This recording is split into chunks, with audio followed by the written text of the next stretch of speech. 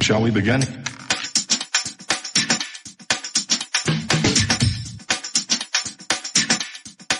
Let's begin now. Hello, tunga sugitti tavu. Tana sakkatitortera Canada unatartuksani qanuiliormangaata 2025 iluani tillugu. Amma NATO North Atlantic Treaty Organization qoqtormanna.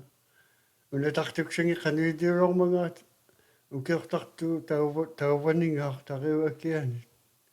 Takungallarlugu. Danish-led Arctic Light 2025 strengthening Allied readiness in High North. On September 9, Newton Germany. Ramstein, Germany. Danish F-16s visiting the American base in Greenland. Pitafik Space Base, or Space Base literally Greenland me.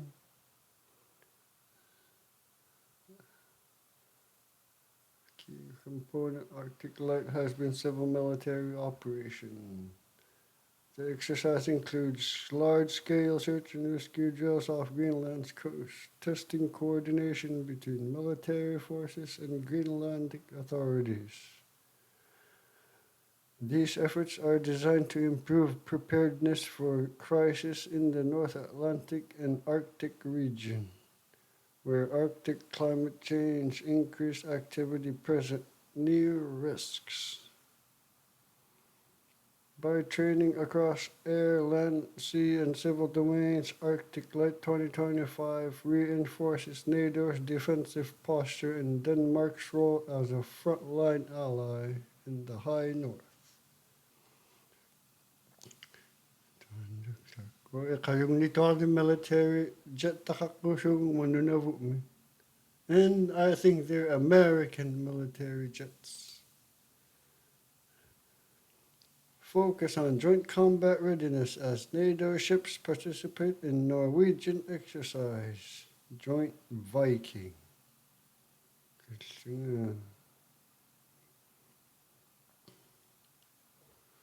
NATO Allied Marine Command ships.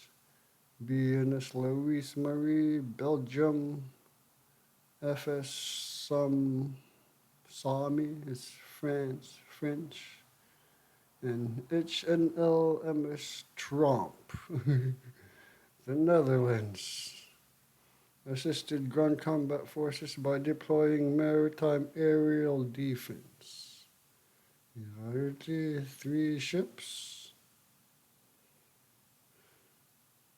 Ground combats. Not ships, I guess. The integration of SNMG-1 ships in Joint Viking 2025 marks a significant step in enhancing NATO's maritime operational capabilities. The exercise focused on joint operations while developing and refining the skills required to tackle undersea surface threats. The highly realistic Norwegian-led exercise involved integrated maritime, air, and land evolutions, and therefore prepared us for multi-domain operations in an Arctic domain, multi-domain operations in Arctic environment. Excusez-moi.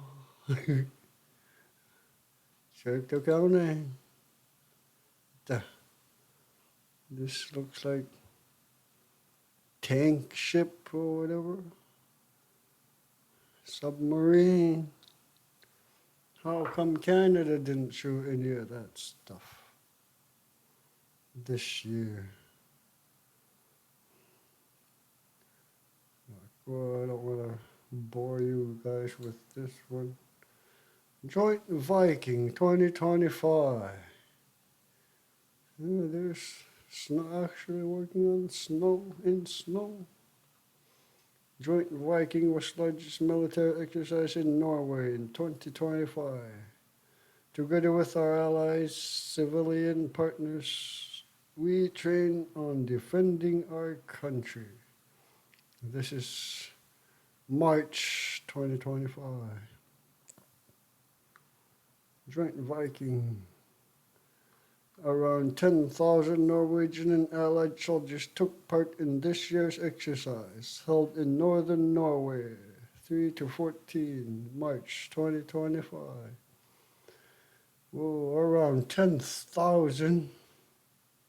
The aim of the exercise was to enhance Allied interoperability, train on protecting NATO's northern flank, and to test Norway's ability to receive Allies reinforcements. Joint Exercise Viking, Cold Weather Training Week. Sakit sa pakaitan na eh. Whoa. My zipper literally just fell on my zipper. Look sa pulo ito.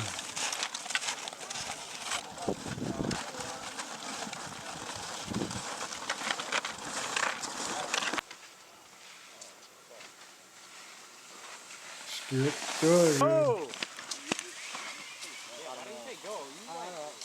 Come on, LT! Going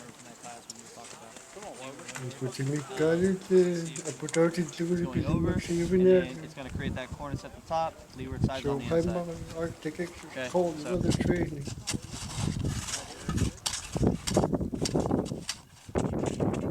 Our Canadian military only comes to General during summers.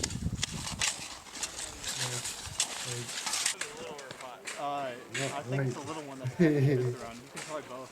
Doesn't matter which pot we use.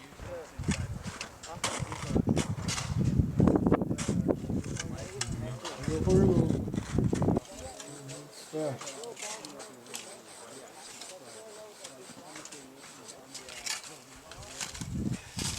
Little stone. It's like coming out a bit slack. Gather them twigs. Oh, there's a lot of twigs. Quicker burn. Safer burn than fuel.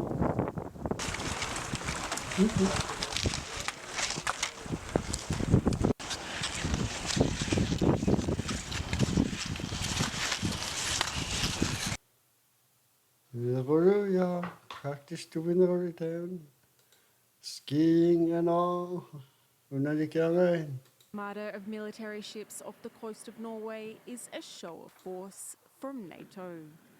Soldiers weather suboptimal temperatures to carry out training and prove they can counter threats. Charlie, move! In one exercise, members from the British Royal Air Force come under sniper fire. Any injuries? The drill simulates an attack on a Norwegian base in the Narvik region. A quick response is vital. Don't want to be hanging around if there's rounds coming down. Yeah, we train this. This is our bread and butter. This This is what we do.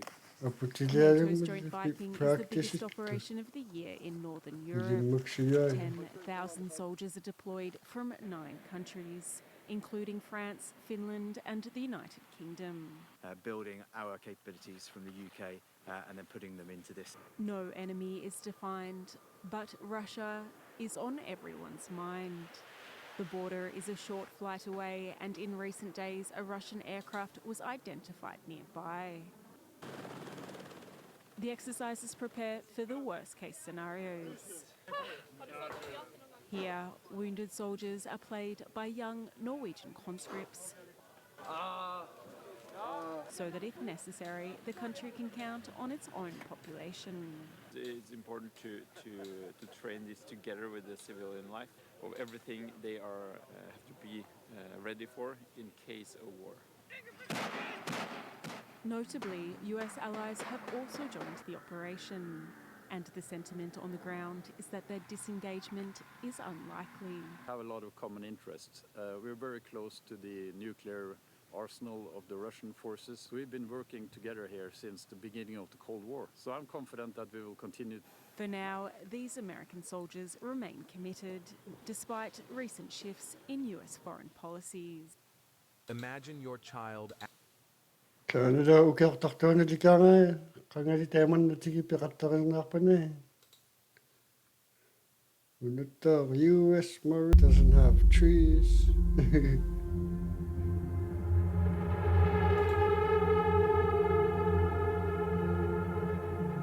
Old breed and new breed. There's not a damn difference so long as it's the Marine.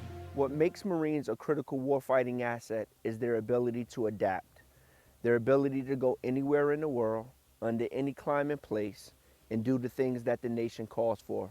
It can be crisis response or actually kinetic activities. We should be able to go anywhere in the world and be able to fight tonight.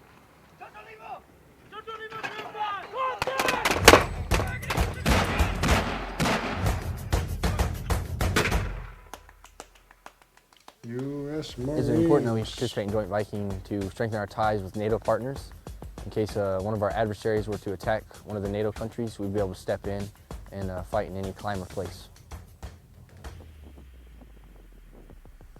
The importance of working with our NATO allies is being able to just understand, one, their environment, which we're in right now in the High North, and also give them our tactics and our procedures so when we have to integrate, we're able to fight as one.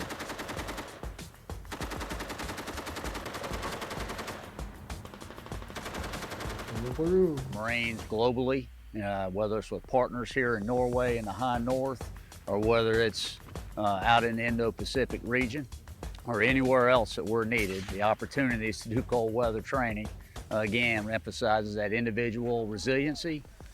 We're able to bring it together collectively so Marines know that they can fight and win in this environment, and we get to do it alongside great allies and partners like our Norwegian teammates. Even though it's called the Marines, they can do it. Marines. I wish there were Canadian Marines that were capable as much. Now, let's see what our Canadian military has done this year.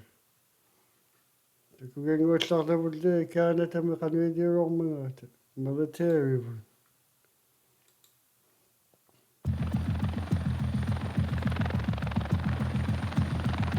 Welcome to the Canadian Arctic. This is a part of Canada that many Canadians, frankly, don't think a lot about. But our adversaries are thinking about this land. This is a special looking at Arctic sovereignty and what we're doing to protect our land. Canada's military is stretched, not enough soldiers. Today the mission is to insert OP India 11 Charlie. Not enough equipment. All right, let's do it, people. In an increasingly dangerous world. If you can see, there's the Northern Star on the background. That's the Bylot Island. For years, we've relied on the Americans to jointly respond to threats in the north. And starting engine number 2. And so here, in the Arctic, the Canadian Armed Forces are showing the country and the world how they'd respond by land, air, and sea to threats in the Arctic. It starts with the Navy. This is Operation Nanook. 25 west. As the alert comes in, Scanning warship 433, roger, over. The Canadian Navy ship bursts to life.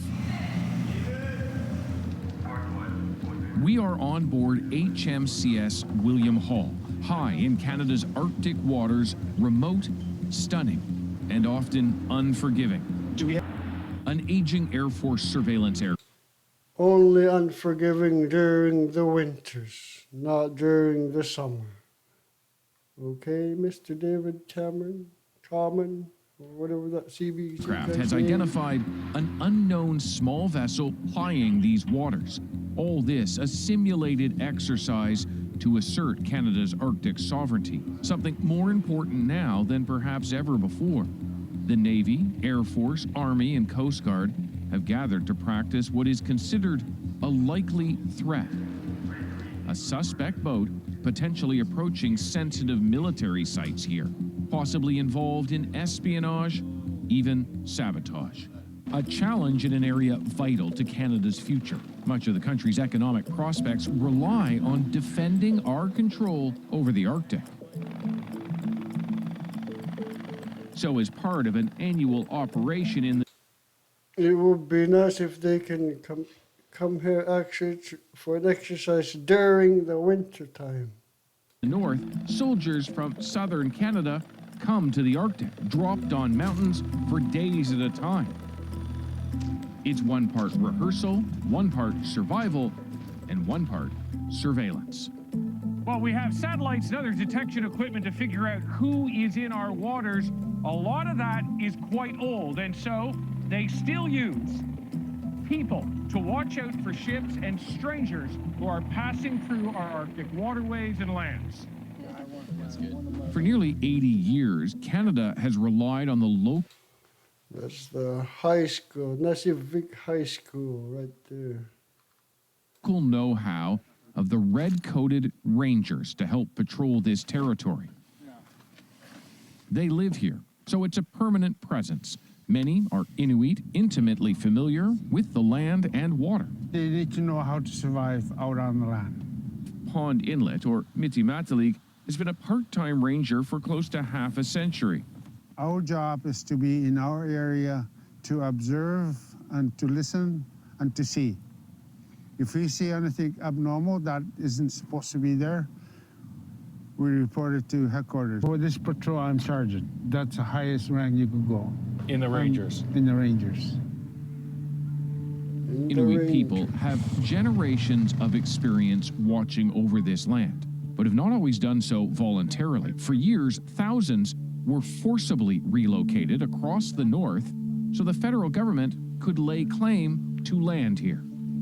The ship Arctic took them to Ellesmere Island. They didn't know they were going. Titus's mother, seen here on the right, was among those moved further north without notice in the 1920s.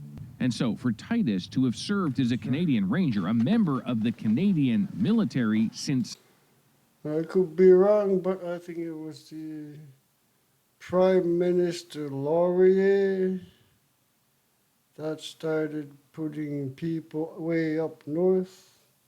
The 1970s ought to tell you about what he's had to Almost overcome. nobody knows. The Inuit First Nation and the Métis organizations, community members, their knowledge is unbelievable. So without them, we would have never been able to do the job that we are doing. Yusuf Mani is the Coast Guard's most senior official in the north. So, yes, we need ears and people or foot on the ground in order to do the job. Another Chinese vessel crossed Canada's Northwest Passage in 2017. It would be capable of mapping the sea floor to create plans for future surreptitious travel by Chinese submarines, as well as to identify vast critical mineral reserves in the Arctic. There's also a bunch of yachts and personal sailboats that crosses the Northwest Passage nowadays every year. Pond Inlet, Nunavut, known locally as Mitimatalik, the fourth most northern civilian community in all of Canada. Third, if alert is not included. Off its shores, more and more ships ply these waters, open for more of the year as the Arctic warms, increasing fears of what would happen if a ship cracked open, leaking fuel, oil, or chemicals into this pristine environment. With less ice and easier navigation, dozens of cruise ships, often with foreign passengers, appear every few days in the summer and early fall. EMT on board, and they're going to go to intercept and possibly arrest those on shore. As the boat pulls in, a group of Inuit point out the suspicious people. I'm trying to recognize George Satoksi. and his wife and his family. Reality, they're Coast Guard personnel playing the part of a bad guy. The Mounties move in. Why'd you run? And make an arrest. Then load the suspects into the boat. What did you find on them? He had a handgun, a restricted firearm, Russian military intelligence identification, and drugs on his person. All right, so the trifecta, basically. It was full meal deal, yes, sir. Yeah. This practice scenario may seem far-fetched, but those close to national security circles think something like this could indeed happen. We are trying to arrange an air evac via helicopter Griffin. It's why they're practicing. What if an adversary approached some of the sensitive, unmanned military sites in the remote north? From here in Eclipse Sound, Nunavut, we turn to the person who is charged by the Canadian Armed Forces with protecting the entire vast north, which is most of the landmass of this country.